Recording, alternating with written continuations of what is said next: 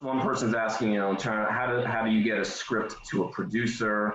What are any tips in terms of doing that? Do you have any tips on, like, if you're a screenwriter, how do you break through? Do you need the agent? Do you write a query letter? What is a query letter? Yeah, I saw that question.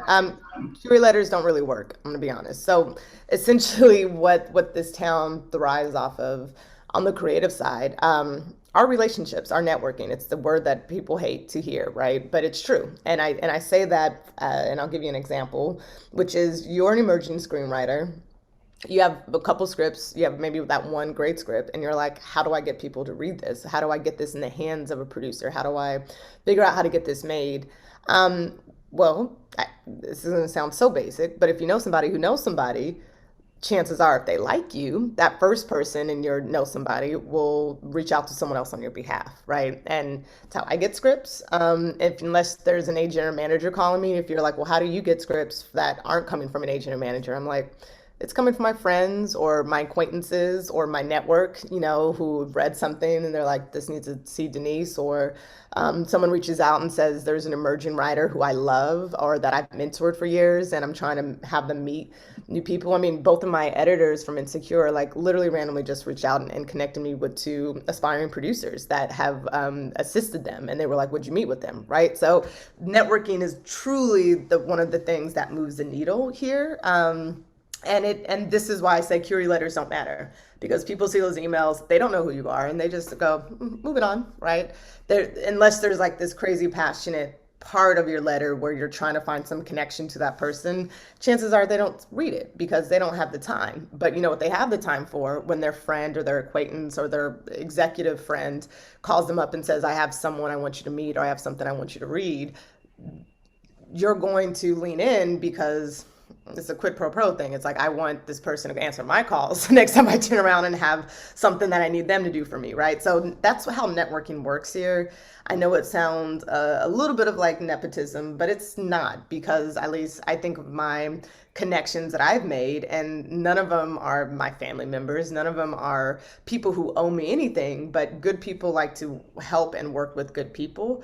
It's why mentorship is important, and finding yourself a mentor of someone who is established in this industry, because them co-signing on your behalf will take you that much farther, whether it's that recommendation for graduate school, whether it's that recommendation for a job or an internship, or whether it's like, hey, you have a script and you want to like, and I think it's good, and you want to help me get, you want help to get it in the hands of someone. Well, that mentor can do that for you, right? So that's another thing to take advantage of as being a student, is to find a mentor.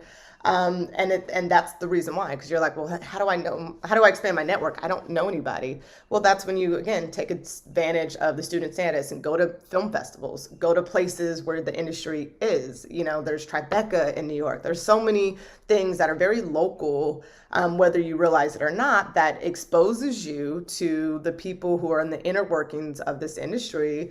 And it's up to you to figure out how to get to know them and get to know you. And I always like to say, don't ever pitch when you meet someone. Don't ever say, hey, can I get a job? Because again, they don't still know you yet. But what you can say is, can I have coffee? Can I join you on a Zoom for 20 minutes? Can I ask you some questions? Can you help me with this? And once they get to know you and get to understand who you are, the things you want to do, then that follow up of, can you read my script? Can you help co-sign this thing? They're going to go out of their way to do so because they like you. They like you, and they believe in you, not because they met you in an elevator and you gave them a 5-minute elevator pitch. They don't know you from left or center. So it's just, I like to be very honest, and that's just what I've seen. And I think it's not lost on me how many careers I've seen become successful, mostly starting from there through someone they knew that had someone else that they knew. And it's always random in that way, which is why I said no one's journey is alike. Everyone's starts out very differently, and that's usually why.